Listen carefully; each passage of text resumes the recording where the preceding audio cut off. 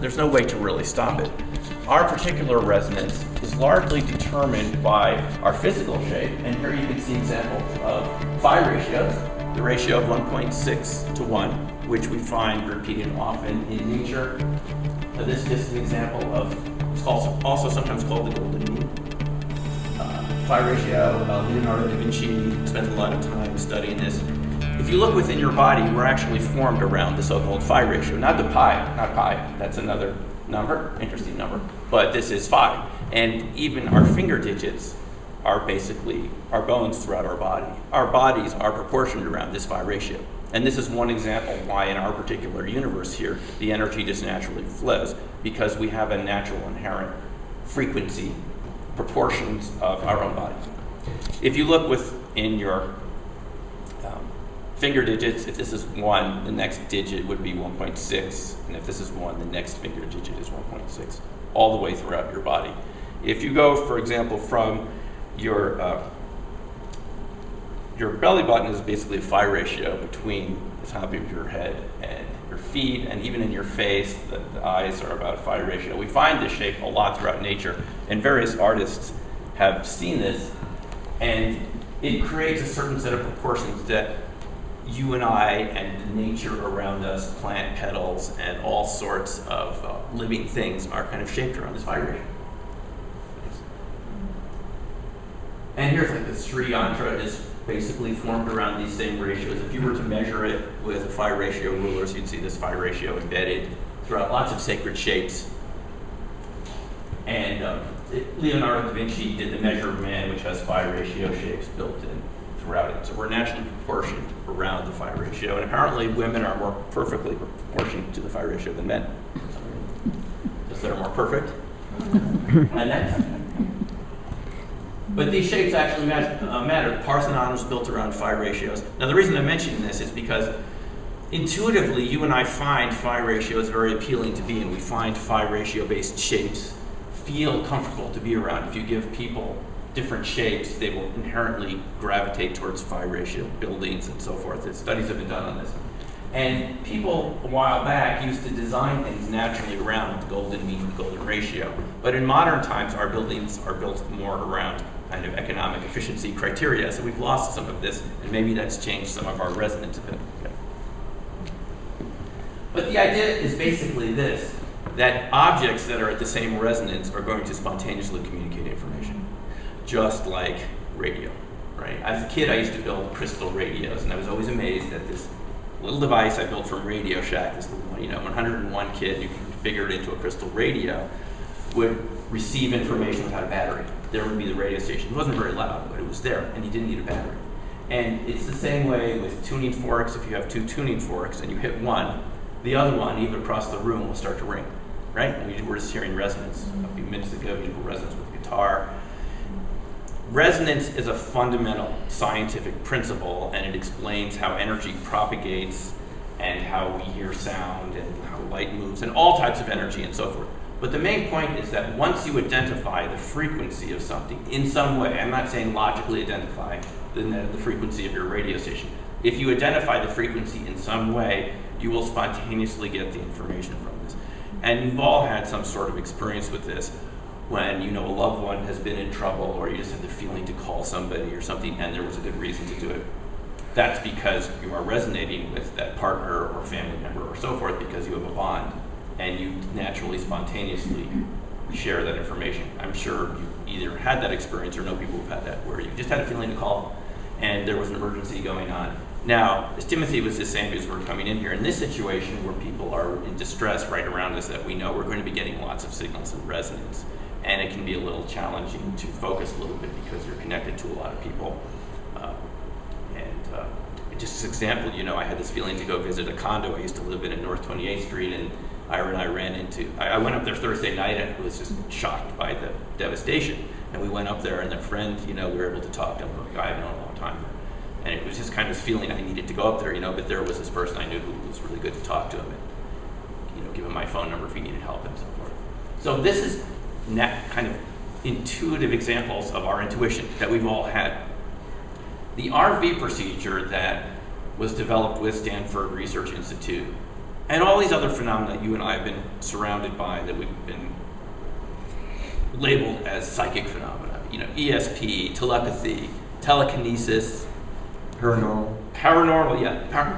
Paranormal, it's all just resonance. If you want to give it the label paranormal, you can. But that's just a way of avoiding what it is. It's actually normal. Yeah. It's paranormal from the point of view of our formal institutions because they want to keep the resonance going in one way. It's just what institutions do. It's not because they're bad. Just institutions like continuity. And they keep it focused, and especially our Western society wants it focused in a certain way with what we've been brought up with. But this is kind of a juncture from that. It doesn't quite fit in. Of course, we know from quantum mechanics that everything is kind of a seamless wave, the waves of energy at a quantum level. So this kind of idea is already built in there. It's just how does it trickle up to our level of reality, something that hasn't been completely fleshed out yet. But it isn't really power to anything.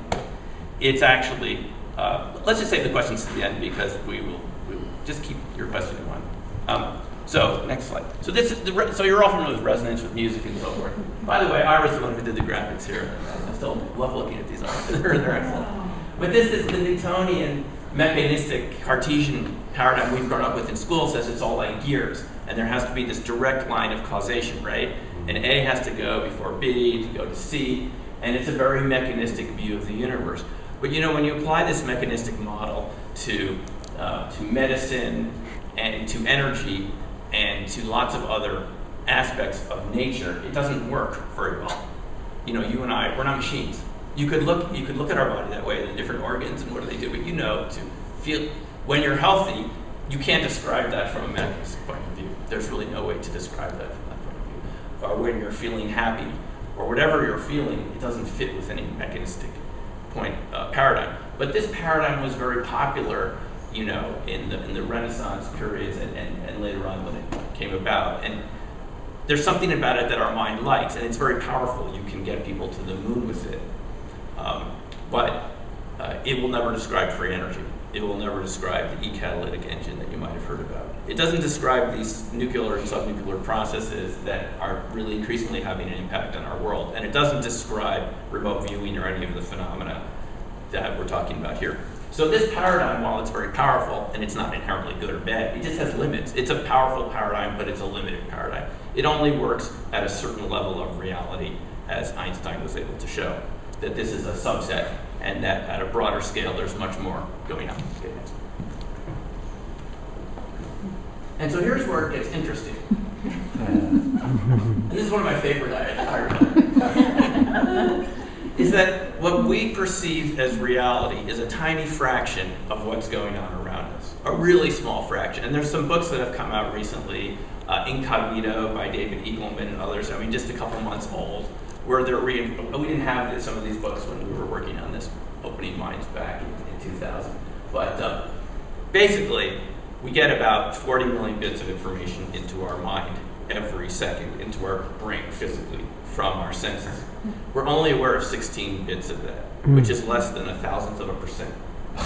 And this is why you could be in circumstances and get a gut feeling about something, but you don't have any empirical verification. It's because you've sensed something, something's happened. You know, it could be a reaction to a person, a situation, and you have a gut feeling. The reason you get that is because the gut, there's more neurons in your digestive tract than in your brain. Read David Gershon's book, The Second Brain. It's a different type of neuron. The gut thinks. Our whole body thinks. This is the point. Our heart processes information. You know, we've been focused on the brain, but the brain only has a little bit of information there. The rest of it's in our undermined, as some people like to call it. I don't like to call it the subconscious because it almost seems like it's something down there in the basement. But it's not in the basement. It's right here. I maybe call it the paraconscious. It's kind of right next to it. The information is there in your body, in your awareness, but it's not in your conscious mind. And so we need to be able to filter information, to focus. There's nothing inherently wrong with that, to go about our lives every day. There's a cost to focusing too much, which is that there's a cost of creativity and a cost of perception. There's a lot of studies that have come out recently that show that people that daydream actually do better on tests later on than people that are too focused for too long. There's a lot of data coming out showing that this other aspect of our mind that's been called the default network, that's been kind of shunted aside as something that's just lesser, actually is doing a lot, and it's essential to our creativity to have that ability to daydream, to let the other aspects of our mind actively dream, in addition to having strong conscious focusing processes. They actually work together. It's not that there's one or the other, you get both. The conscious mind can watch what the daydreaming mind is doing and pick out good stuff from there. You need both, but we really haven't structured that into our work schedules, so a lot of us are really focused all the time. We don't get enough of those breaks. And what the study shows is if you have those breaks just to allow yourself to perceive the other 16, beyond the 16 bits, you'll get what else is going there. But often you're in situations where you can't. But the real point is that what we perceive around us, what you see going on in this room right now, the sound of my voice and the shades of light and the rain, that's only 16 bits a second out of 40 million that you have available to you. So basically, the idea is you have a lot more information available to you than you realize. And that's something that you tap into with RV. Okay, next one. Okay, so this is the inventor, one of the inventors of this modern RV system. Everyone know who this is? This is Ingo Swann. And I met Ingo several times at some of the IRVA conferences, and I fortunately got to meet him just before he passed away in Manhattan last May. Finally got in contact. We had been playing this game, Let's RV Ingo's Location, for about a year, my partner Susan and I. We used to bike around Lower Manhattan, and we'd say, let's just kind of grok where he is. This is the master break. Ingo was hired by Stanford Research with intelligence agency funding, CIA, DIA, and others, to find out how he did it. He was one of the best viewers that people knew at the time. And he originally was able to, in a test in New York City at NYU, affect these thermistors that had been sealed in these canisters, and they had them hooked up to instruments, and they'd say, Ingo, make that one change temperature, and it would go up. Now, Ingo, do this one. He could just, at will, do this. And they got him to Stanford Research Institute, and Hal Puthoff, who I've talked to a couple of times, you may be familiar with this story. They had a magnetometer buried in the ground, about a foot underground for some other experiments, and they said, Ingo, put your mind on the magnetometer, and started to wave around. And it would never do this. It's a highly calibrated instrument. Ingo was a natural psychic. None of us, I will never be like Ingo, probably most of you. This is someone who was, I shouldn't call him special or anything, because when I met him finally met him in May, he said, this is normal. He goes, what's going on out there on the street? What people think is normal, that's subnormal. So he didn't want to call this paranormal or anything else. To him, being able to put your mind at something at a distance and get the information was a natural ability that he could do. He was tested extensively at Stanford Research Institute. And he was the one who was able to break down in his mind what he was doing to teach us a system. Now, it's just one way to access this information. It's a way to get the conscious mind to shut up for a while. I know I have a lot of challenges with that too. Just be quiet for a while and listen. Just listen. You know, we were doing that wonderful little meditation before we started. There's various ways that you can quiet your mind down, but it's really essential to be able to do RV well, to separate the signal from the noise. Essentially, we would have a distant target. When Ingo started, there wasn't paper targets. They would give him, well, they started out with objects in boxes, and he got really bored with that. So he said, you know, this is trivializing my abilities. If you want to know what's in the box, open the box. I can put my mind anywhere in the universe.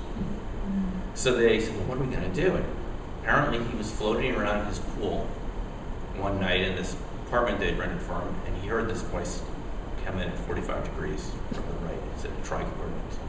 Said what? Tri-coordinates. And they didn't, and geographic coordinates, you know, longitude and latitude. And they thought, it's never going to work. He was about to get on the plane to go back to New York. And they said, okay, we'll try it. Well, it worked. They got out they went to the bookstore, got a huge atlas, you know, and they got very archaic locations and very specific places where you wouldn't know if I gave you the longitude and the latitude, and he was able to nail it every time. Not every time, but, you know, enough to show that it worked. Very specific details. I mean, this map was good enough, sometimes they had to get photographed to see if he was right, but he'd always be right in the end. So they found it worked with coordinates, and after that they realized it could be really anything that you could assign numbers to, the viewer could see where it was in their mind.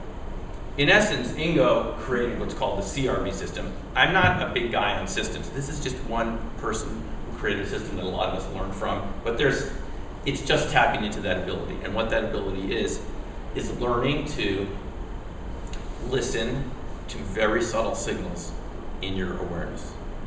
This is a controlled process because basically the viewer is told to sit down, get in your seat, calm down, and describe what you perceive at the target location.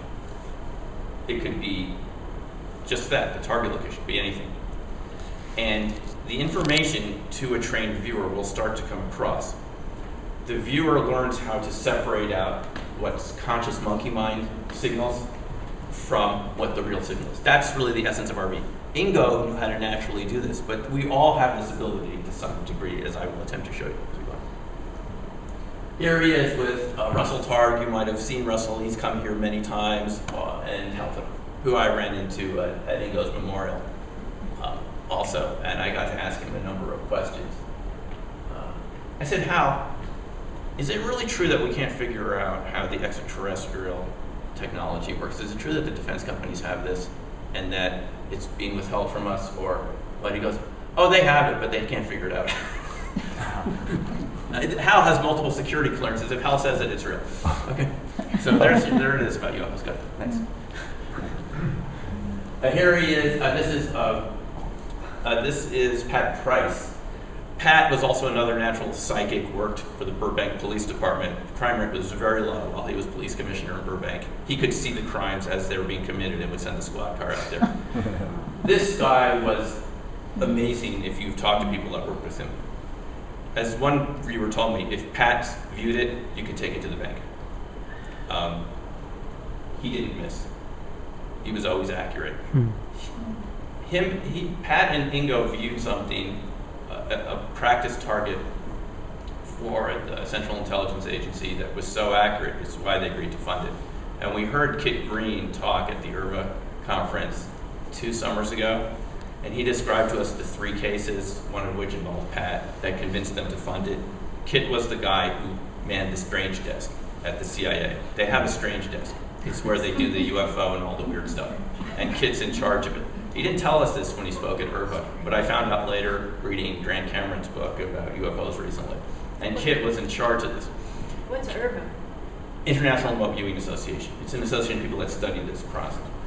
And Kit told us one of these, a number of sessions, that he said it wasn't a question of maybe it works. It just, there was no doubt. These were blind targets, some targets nobody could know about, that showed him that there were special people like Pat and Ingo that could really nail it. And if they could do it, maybe other people could be taught to do this. You know how the intelligence agencies and defense establishments would work. They want to get information any way they can. So Pat was another very accurate viewer. This is actually Hal put up many years earlier. It's the same. So Pat's another viewer. Pat used another system, which I'm not aware of what it was, and it wasn't teachable. Ingo, the difference was Ingo created a system that we could learn. Pat created a system that was his own. People that are naturally good at something can't always teach it, but Ingo was able to teach it. So here's one of Pat's sessions. This was a target in the Semipalatinsk region of the USSR, and they gave it to Pat to view, and he was able to, even though they didn't have this picture at the time, he was able to really reproduce it very accurately. You can see this is a gantry crane. It was at a facility that was designed, it was like a Star Wars program, you know, using nuclear fission to create lasers. In any case, they didn't know what it was. They thought they would attempt to find out. Pat died before they got the feedback, before they were able to get someone inside the installation. But he described these big metal bars inside and so forth. Everything that he described was there once they got someone in the building. It was a science conference, and the Soviets had invited people, and they were able to see what was there. But this was the CIA artist's rendition of something that they saw. The reason they used pictures back then and not photographs is they didn't want the Russians to know how good our spy satellites were, so they would have an artist draw it, and that's why from this time period you see a lot of drawings, because that wouldn't reveal the extent of our satellite capabilities. In any case, this is what it looked like. That's a person there. It's a huge gantry crane, and this is what Pat was able to do. Oh, wow. So this is the type of thing that convinced them that this worked, because there was no photographs at the time. It was really Pat never saw this picture. He just drew this, and later on they were able to. So, okay, next one. Pat, unfortunately, he died very early on. There was some feeling that it could have been the Soviets. They were using him against Soviet facilities every day, and it could be that it was some sort of retaliation.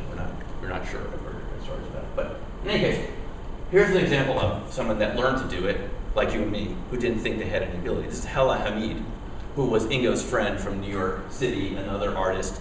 They said, Ingo, do you know anyone else we could work with to test who's not naturally psychic? So Ingo asked Hella to come out to Stanford, and she became one of the best viewers in the whole unit. And she wasn't someone who thought they had any ability. And the whole point of this is, you might have some ability you don't even know you have. It may not be psychic perception or anything like this, it could be something else, but the point is you can have abilities and not, you even have them until someone encourages you to explore them. Okay, so let's take a look at an example of how this works. It's a practice target,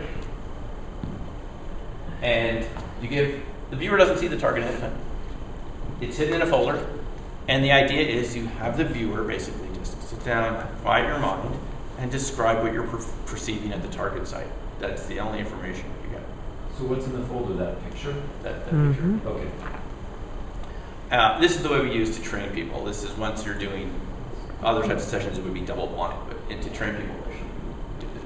So let's take a look at what they got. This is just a sample picture that's in a folder, and this is just a beginner from one of the classes. The person gets flowing, soft, meadow, natural, and you can see just in the beginning she's already kind of locked onto the essence of it. Next one. And again, she says, outside, flowers, smells good. So this is someone just with 2 days of training can already kind of get a kind of a lock. You can see some of the pictures that she drew, flowers and so on. Next. This is kind of an example of some of the data that you get during a viewing session. Now, I like to call it resonant viewing. I don't think of it as being remote, because if it was really remote, you wouldn't be able to perceive it. It's kind of more like radio stations. Every radio station in the world is around us right now. Cell phones, right? It's all there. If you don't have the equipment to translate it, it's there, but it's not a remote signal. The signals are here. All the electromagnetic signals of the universe in one form are going through us all the time. And it's a question of learning to perceive, identify the resonance. In this case, the viewer, if it works properly, has actually asked their undermined processes, their unconscious processes, to take a little break from running your life for a few minutes and just describe something else that has nothing to do with you. And if it works properly, they get all sorts of accurate information, brass and light, greens and colors. The way we evaluate these sessions, you just look at the colors and everything. See, it's a match what you see. There's very complicated ways to score it, but this is the essence of kind of what the data looks like in the beginning. Okay, and here's kind of the summary at the end. Meadow, dirt, colors. Here's Washington Monument across from the Lincoln Memorial. It's where I got to go last April to the citizen hearing on disclosure, which was quite fascinating. Took a bicycle ride. They have bike share too now in Washington, D.C. So you just get your bike and tool around. It's a lot of fun. Here's the target, hidden target. Next. And this is what the viewer got. Now, the viewer got this so quickly they thought they must be wrong. They said, there's no way this can be the Washington Monument. And they write it right down. This is the noise column on the side. The essence of this, it's a type of resonance, but you want to separate out the resonance of your conscious monkey mind from the actual signal. You can kind of see this like a calibration process if you like to practice this sort of thing. What's really at the target site and what are you making up? If you think you're making it up just because it's too loud and it's too obvious, you write it down on the side. So this person, Christie, he already thought that he was making this up. He said it can't be the Washington Monument. So he walked in his mind down the reflecting pool and ended up at the Lincoln Memorial. And that's on the back side of the picture. So he was completely This is just within 5 minutes. They're not always like this. I'm just showing you examples when they do really match quite well. Next. Okay, so here's a race car, racetrack. Next. This was something Ron Russell did, some of you know Ron. And you look here, he draws a race car. Even the shape is very accurate to the image in the slide. He said in his mind, it can't be a race car, so he went on to describe a stadium full of people. And it's both a race car and a stadium. Now here's the thing about this. When you get really accurate data, your conscious mind almost doesn't like it because it didn't do it, right? It's saying, I didn't do this, so I have to put it down. And this is why you put down the best sessions that you do. You think, oh, it can't be done. When you're doing the session, you don't know if it's right or not. You have no clue whether you're completely making this up. It doesn't matter because every session where you learn something is a good session, just like life. But the point is that you don't know if it's correct or not. You just are following the instructions, and you will often, when you get accurate data, diss it, right? Because your conscious mind says, I didn't do that, so it can't be. It's a fascinating learning process to see how your mind really works. Okay, here's the White House. And notice the fountain here. Okay, next. And here's, kind of looks like the White House, and it says fountain. It's even in the right place. So we know that the viewer really locked on. Even sometimes when people view targets, they don't come in from the same angle. They come in from a different point of view. In this case, he got something that I can identify as pretty closely to something that looks like the White House. He didn't say it's a powerful big building, you know, it's something to do with, I can't quite read it with this resolution, but you know, majestic and so forth next. Now, this is the interesting thing about the previous session, by the way. It wasn't the right target. It was the next target in the pile. I had a pile of targets. He actually viewed that one. This happens sometimes because the viewer looks at the target in the folder. Their mind says, that's boring. I'm going to view this one. It's called displacement. It's not supposed to. You're supposed to train the person to view what. If you viewed whatever was interesting, you'd never focus. This is part of the process. We learned this from all the research at Stanford. Okay, here's one of the Saturn V launches. Next, Cape Canaveral. And the person gets a rocket.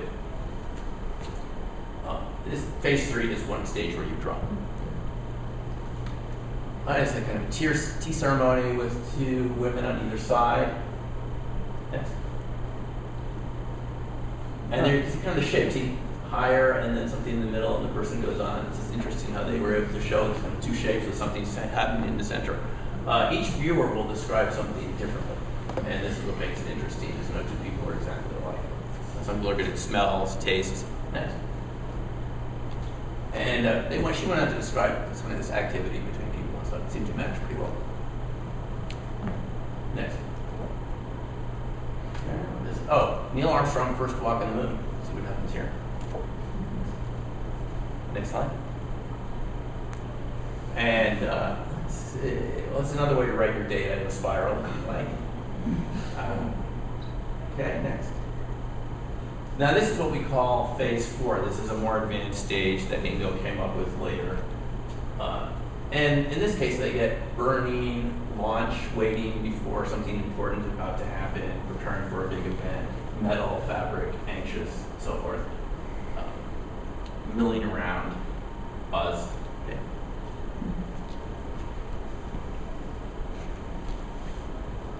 We can give the viewer movement exercises. And this is something, if you've been with Russell, he likes to do this right at the beginning of the session, because Russell uses a more informal system before Ingo even came along, where it's just much more spontaneous.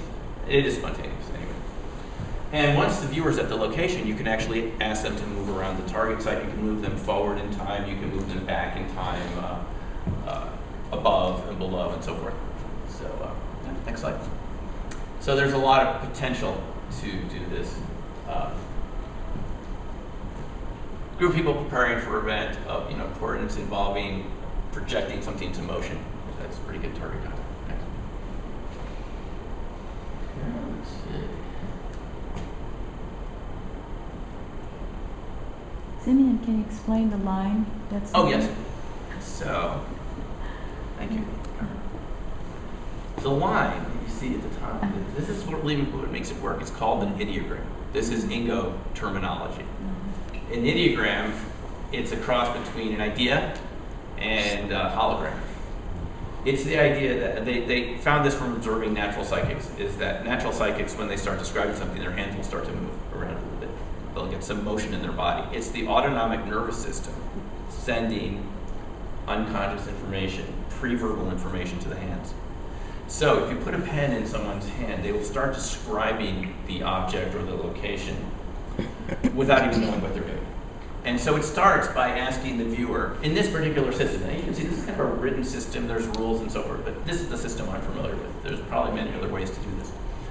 You let the viewer move around a pen, draw an ideogram, then you ask them to describe it in very low-level language. Not to say what it is. It's not a rocket launch. Is it hard? Is it soft? Is it smooth? Is it wet? Is it dry? These are the sorts of things that come through resonant perception. Easiest, the low-level information. And it's a good question, because what you can see in these sessions is, it's like an aperture opening up. First, you just look through the keyhole of the door, and you just see a little bit of information. And then it grows, and it becomes a full-fledged picture, sometimes much more detailed information.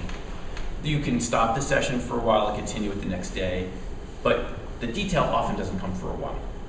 It's a slow process, because you know why our brains are mostly involved in running our lives, focusing on what's going on right in front of our eyes. We need to do this, right, for survival.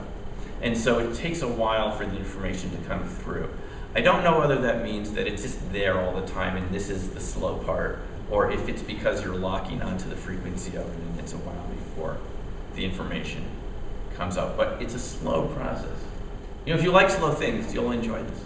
Because this could take an hour to do one of these sessions. It takes a lot of energy, but the reward is you can show yourself that you did something you didn't think you can do. And then you can ask the question, well, what else can I do that I didn't know that I can do? A lot. Yeah. It's just a door opener. That's what this is. It's a big door opener. Okay, it's pretty good. It was something.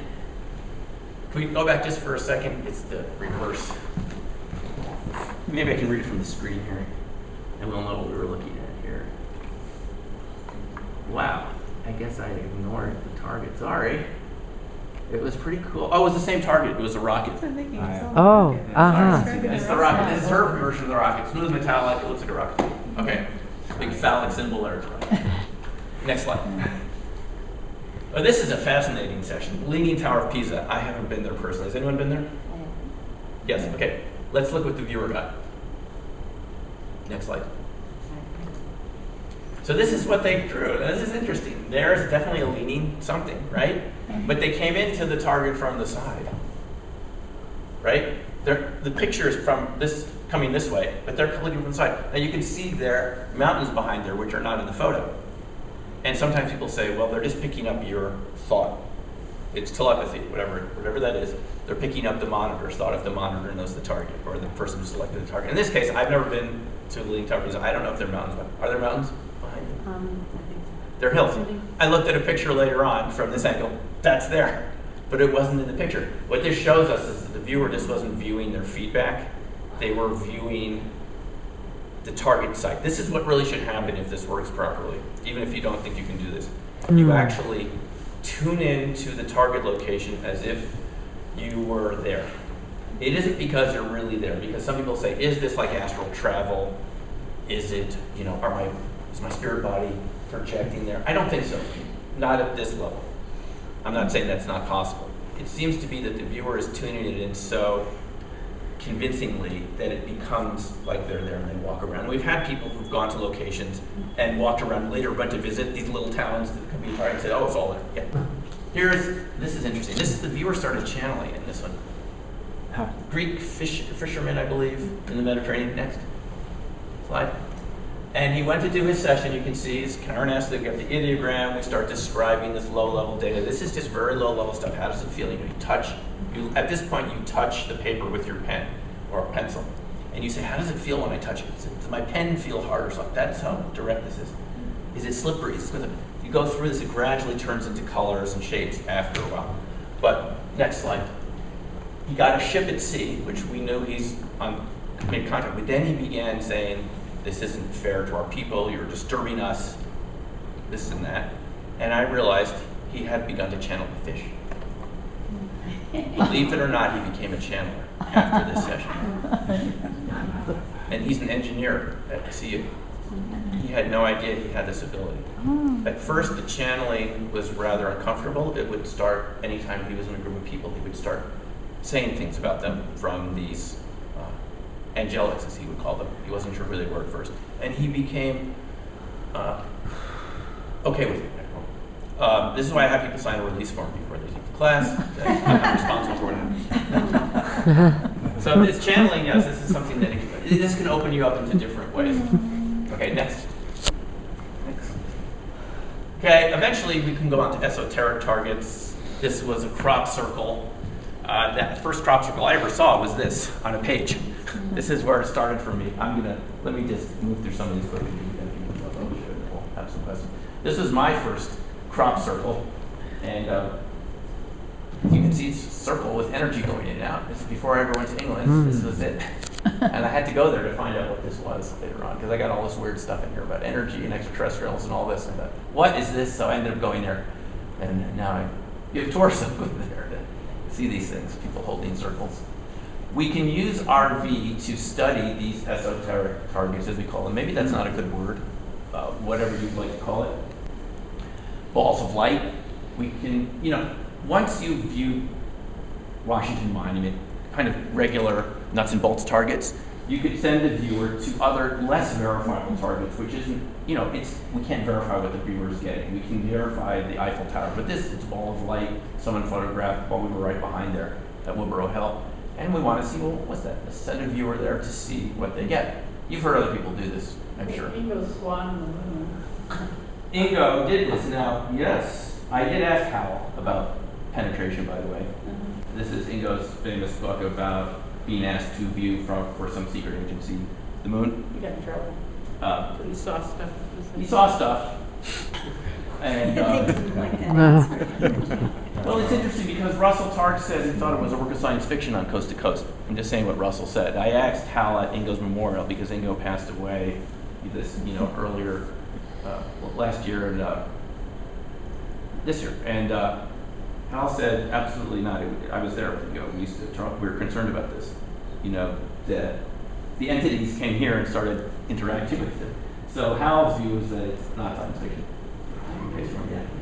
We can view this is the UFO. I mean, this is fun to view these different targets. This was the Rocketdyne facility in California, which someone wanted me to view, and the viewer got, and then this is all blind. The viewer got this underground facility connected to a nearby city, all sorts of cool stuff.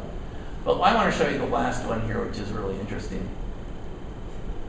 Which, again, this is the type of session that, if you have any doubt, if you've been doing this, will reaffirm your conviction that this is a real phenomenon. A viewer from somewhere, I won't say who exactly this person was, wanted to test us. So she gave us this photograph of Area 51, which I believe is taken by, what is it? Area 51. Lear. Was it Roger Lear? Or John Lear? This is John Lear's photograph when he snuck in. I've been to enough conferences that I just know. Area 51? Yes. I have a So little trouble before hearing this, you over here. what's that? Just having a little trouble hearing you. Okay, so this is a picture of Area 51. They test Soviet planes at the time. This is a MiG fighter in front. This is where they test other people's planes. We don't know what else is out there. I mean, there could be a lot more out there than this. Well, it's also the place where they reverse engineered Reverse engineer Soviet planes. UFOs, and they Those things do. got A couple of those. extraterrestrials there. It could be true. But how do you know unless you view it, right? It's just a story. So someone gave me, says, how good are you guys? So I called a friend of mine who had taken my class in Salt Lake City. I called Terry. I said, Terry, I have a target for you. That's it. Can you do a session? Oh, no. Next slide. This is what she drew. There's the MiGs. Yeah. There's the hangars. It's all there. She said, she had never seen that photograph before, at least not consciously. It's just sitting on my desk here in Boulder. She's in Salt Lake. I say, got a target for you. That's all you say. You don't want to give the viewer any advanced front loading. She draws it, describes it. And of course, being a viewer, she says, I need to go in those hangars. So she explored around inside and found discs. So this is tantalizing. I mean, here we have a good contact in the beginning. Anyway, you can kind of get the idea how this is. And before we start for questions, so I've written about it in Opening Mind, which I have copies back there. A lot of these same pictures are in there. And personally, I've taken this a little beyond RV now. I call it human fusion. I like the remote viewing process, resonant viewing, but I like people to be able to focus on their own lives, on their own projects and their businesses and so forth. So I work with small businesses and inventors and entrepreneurs to see their own future, see the future possibilities, to be able to bring some of that information back now, to view yourself doing this successfully in other possibilities, very much like visualization and so forth, like you've heard, law of attraction. But to use the same RV techniques on your own life in a productive, creative way with doing what you're good at, not just rigging the stock market and predicting what gold futures are going to do, which you can do successfully, by the way. We can talk about that if you want to hear. You have some new research about that. Just came out a couple months ago. But I think for me personally, just before we close and have a few, I think the best use of this is to learn more about yourself. It's not just to be a great viewer. I'll never be an Ingo Swann or a Pat Price, but you don't need to be. Each of us is our own Ingo Swann and Pat Price, and we all have something we're very good at, and it really excites me to help people develop that, and that's what I work through in an 8-week course with people, to apply these skills, but to apply it to what you're interested in, what you're excited about, not to another target, not to something that doesn't have anything to do with you, to apply it to you. Anyway, that is where we stand, so let's have some questions, and I've got a few minutes left before we can't get out. So, Timmy, thanks for having me here today, and I appreciate this. Oh, anything you're curious about? Let me just talk about the evidence before we go on. The most convincing evidence I just heard was there was a guy, Greg Kolajic, who showed up at Irva many times. He was a skeptic. He started doing his own sessions on the stock market, predicting it a week ahead. Not to make money, which people have done, just to see if it worked. He already had a successful job as an engineer. He did a 15-year study and got a hit rate of 65% over 5,000 sessions, which is no way you're going to do that, predicting stocks up or down. 6.5 or 5.5? 65. He made about 150,000 over 12 years, which isn't a lot over a 12-year period, but it showed that you're getting above 50-50, and the statistical significance, which is something we look for to see how reliable, how confident you are, was very high. When I heard him several years ago, he'd only done a few studies, but he's been doing it the whole time. And that's the most recent evidence. I think it was published in one of, which journal it was published in, but the studies show that you get more than you would get from guessing. Some people, obviously, much more than others. But the information you read from it, there's always debunkers for everything. That doesn't mean it's true. The independent study commissioned by the Congress, Jessica Utz did from UC Davis, did the statistics. She concluded there's a real effect here that can't be explained in any principle we know about. So how do you explain 10-year-old boy gets a message to stay on the sled and allow himself to get hit by a car? Because we all have to leave at some point. Maybe that was his time to leave. Because what? We all have to die at some point. Maybe that was the right time for him to die. No, I live. Oh, you didn't. Getting hit by a car. You needed to have that experience. Just because you could view it doesn't mean it's necessarily your interest to do it. Are you hard of hearing? Yeah. Just because you can view something doesn't mean you should necessarily do it. You still have choice. No, it was the but right it answer. opens up. It was the right answer. Things that could look bad from one point of view. It's a complicated question. It doesn't mean the process isn't working. Well, I'm wondering where the information's coming from. That is a good question. So it's a very good question. The conclusion that some of us have come to about the way reality really works is that there is no past or future the way we think about it.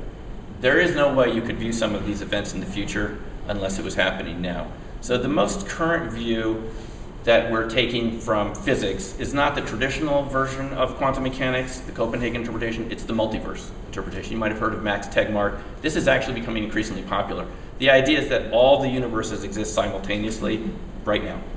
So there's only one big now moment, and what you're doing when you view is to temporarily look at another one. There's versions of you in the future doing all sorts of different things that you can view. And let me just say one important thing about this. This is really what's important. Viewing works the best on things that matter to you. These are practice targets for fun. But spontaneously, the information will come across, like this gentleman saying, when it's something that's going to affect you, something that's coming up in your life, you're going to get these advanced perceptions. If you look back in your life at people you've met that have changed your life or situations, you can often see that you had premonitions. That would only be possible if all of these events are already happening simultaneously. And our conscious mind, some processes were structures it into this perception of past, present, and future, but it may not really be happening like that. The multiverse interpretation of the universe, parallel universes, suggest that they're all happening simultaneously, and we move through them to give this perception that they all exist. And this is how viewing is possible. And in your own lives, when something really matters to you, something's important, the information is going to spontaneously flow to you more spontaneously than something that's irrelevant. These practice targets are just for fun. It just shows us that the ability is there. So, as a sociologist background, Yeah. how do you then explain the collectiveness, in terms of our consciousness and societal forces such as global warming, industrialization, and the individual influencing that process? Or can all these individuals influence a certain process? I think, yeah, that's a really good question. The way I see it now, something I think about is we're all like branches on the same tree with the same roots. So we do have individualized structure and our own individual experiences, but we're all part of the same tree at some level, and this sort of shows that that's real. And all of these processes, I'll tell you something. Ira and I talk all the time. This sort of phenomena has really made me very confident that our future is going to be very exciting and very positive and very productive. Because I know that each of you have skills that you haven't fully tapped into yet, because I found it out myself. And if you haven't tapped into it yet, you will. And so all of these challenges that we face, whether it's economic, the way our planet is going, even local weather, challenges us to get in touch with that deeper level of ability. It's like in the Yoga Sutras of Patanjali, he says you have to keep heating the metal and cooling it to get the impurities out, even though it can be very painful. You won't get really pure metal unless it's heated in. We can look at things that happen in our lives that way. It's kind of showing us who we really are. And we can use it that way if you choose to. You don't have to. So I just wonder if this is possible. I'm just working with beginners in Boulder here. Most of these sessions were done there, even though now it's online.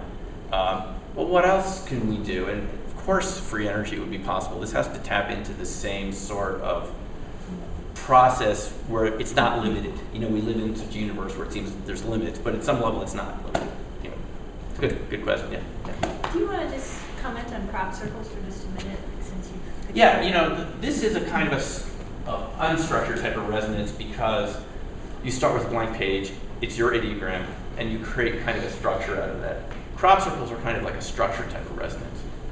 We get a lot of interesting phenomena. What I've seen most frequently around them is battery and camera failure spontaneously as soon as we go into the crop circles. Now, there's been a lot of discussion. Is it man-made? Is it extraterrestrial? I've spoken to people that have seen them created by discs of unknown origin, whatever you want to call them. And a lot of them have been made by people too, but they all have equally energetic. They all have, the resonance is the same. It doesn't matter who's making them. In simians, humble, there's a resonance there from the shape, and it can affect things. It shows us it's doing something, even if it's human-made, especially. The pattern seems to be more complicated. The humans took the original patterns and made them much more sophisticated. I've gotten to be friends with these people over the years that are interested in these sort of topics. So they're not really hoaxes. They're just a type of exploration into resonance and shape from my point of view, the people that I've met. Yeah. Last question. Okay, last question. I just had a comment, actually. I did David Morehouse's remote viewing. Oh, yeah. There are a couple of things. Number one, his targets were industrial military, and Right. it turned me off. It's just like I didn't want to do it anymore. So I really applaud the fact that you're working with human fusion. Right, yeah. I felt it was necessary to move in that direction. Oh, it was horrible. The second thing Yep. is, because it started as a war. It did. There's no doubt And about it. covert. Yeah, The second covert. thing is, Black budget. when you talk about the now and not being future and past, people can remote view a target that's chosen in the future, and when they're remote viewing it, the target hasn't even been chosen Exactly. when they get it. So Exactly. that just proves that there is no time. And Right, this is the type of thing that says our common idea of time must be wrong if this is possible. You could do it where the target hasn't even been chosen yet. There's so many variations of this you can do, and the person still gets it. And if you're wondering how do you know they get it, is it just me trying to fit it in? No, you can actually take independent judges and have them match the targets who haven't been in the room, and you can show that the judges can match the targets to the viewer session, and that shows, this is what Jessica Utz did in another meeting, you can show objectively that it matches up much more than it would if it was just random guessing. And these sorts of experiments like you're mentioning show us that our idea of time, it's probably not the way it really works. It's probably simultaneous, but the advantage to us is that you could actually see other possibilities for what you care about, things that you want to work on. And final thing before we close is that it means you can trust a lot of the information. You shouldn't second guess yourself as much as you might do. You can really trust that if you learn to identify within yourself that kind of true source of information. For me, it's usually a very subtle feeling of not like a voice, but it's a very subtle type of feeling. I know when I get that feeling, that's the true signal. But for everyone, it's a little different. Some people call it the quiet voice within. That's really what it is for me. In my viewing and in life, I trust that voice. And for each of you, you can find that source. It's another aspect of you that you may not be very familiar with, but it's someone you can get to know. It's actually a very good friend. So, thank you very much.